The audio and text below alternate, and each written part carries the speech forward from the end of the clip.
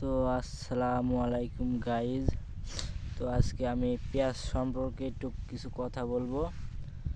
তো আসুন ভিডিওটি একটু জেনে যাই আমরা। ভিডিওটি পেঁয়াজের কিভাবে লাগালে আমরা লাভবান হতে পারবো এবং কি পেঁয়াজের তোমাদের আসলে যে ফলন বের হবে কিভাবে, মানে বাড়বে কিভাবে ফলন।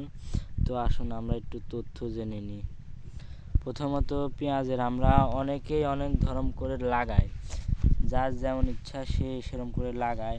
কেউ চারা লাগায়, কেউ কি আবার গুটি পেঁয়াজ লাগায়।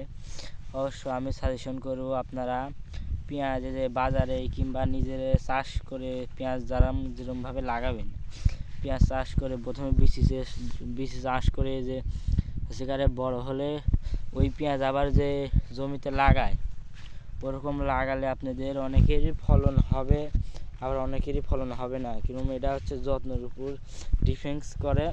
দেখুন এই পেঁয়াজগুলো কিন্তু চারা লাগানো পেঁয়াজ, যেরকম দেখছেন চারা লাগানো পেঁয়াজ, আর হচ্ছে আপনার যে বাজারে কিনতে পাওয়া যায় গুটি পেঁয়াজ, যেগুলো খাওয়ার পেঁয়াজ, ওগুলা এনে মানুষ কতজন লাগায়।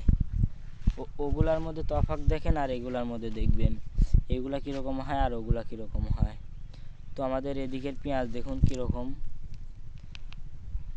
এই দেখুন আমার এদিকে অনেক পেঁয়াজ লাগাইছে, কতক জমিতে 2-3 বিঘা করে লাগাইছে। আমার এদিকে মাটি ভালো, দেখুন পেঁয়াজ।